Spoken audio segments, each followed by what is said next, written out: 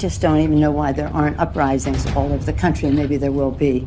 People need to start taking to the streets. This is a dictator. You know, there needs to be unrest in the streets for as long as there's unrest in our lives. Enemies of the state. Show me where it says that protests are supposed to be polite and peaceful. Do something about your dad's immigration practices, you feckless. When they go low, we kick them. How do you resist the temptation to run up and wring her neck? The biggest terror threat in this country is white men, most of them radicalized right up to the right. I thought he should have punched him in the face. I said, even if you lost, he insulted your wife. Yes. He came down the escalator and called Mexicans rapists and murderers. He said, well, what do you think I should have done? I said, I think you should have punched him in the face and then gotten out of the race. You would have been a hero. I'd like to punch him in the face.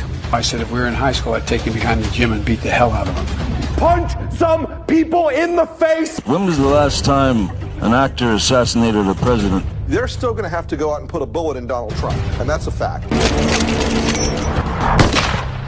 Look as his character is stabbed to death. Where is John Wilkes Booth when you need him? I have thought an awful lot about blowing up the White House. A Missouri state senator is under investigation by the Secret Service after saying she hopes President Trump is assassinated. I will go and take Trump out tonight. And if you see anybody from that cabinet in a restaurant, in a department store, at a gasoline station, you get out and you create a crowd. And you push back on them. And you tell them they're not welcome anymore, anywhere. And sadly, the domestic enemies to our voting system and our honoring our Constitution are right at 1600 Pennsylvania Avenue. They're not going to stop before Election Day in November, and they're not going to stop after Election Day. And that should be, everyone should take note of that on both levels, that this isn't, they're not going to let up, and they should not. If you think we're rallying now, you ain't seen nothing yet. I want to be clear in how I characterize this. This is mostly a protest. It is not, generally speaking, unruly.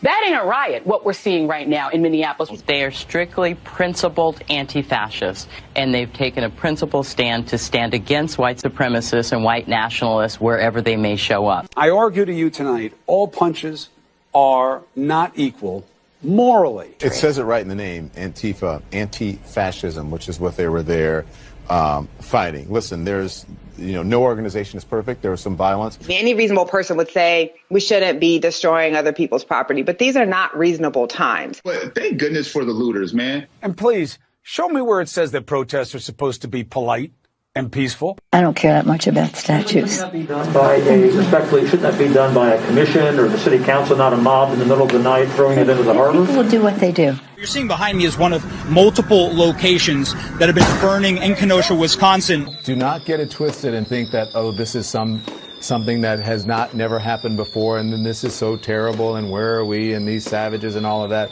This is how this country was started. People get mad, and people get sick of it. People are risking COVID to explain to this country that we're fed up. Most of the major movements in American history have started at the grassroots level and at some point have turned into direct conflict with American government.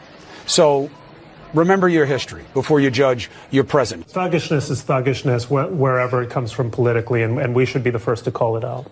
I disagree.